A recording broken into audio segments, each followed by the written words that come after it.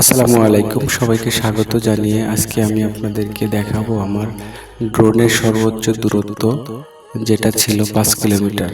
তো এটা এর আগে কখনো হয় নাই। আজকে আমি সেটা পরীক্ষামূলকভাবে আজকে 5 কিলোমিটার দূরত্বে আমার ড্রোনটি পাঠাবো। তো সেটার জন্য আজকে এই ভিডিওটি করা। চলুন বন্ধুরা দেখে আসি সত্যি কি আমার আজকে ড্রোনটি 5 কিলোমিটার যায় কিনা। সেটার জন্য সবাইকে ভিডিওটি না টেনে দেখতে হবে। ধন্যবাদ সবাইকে।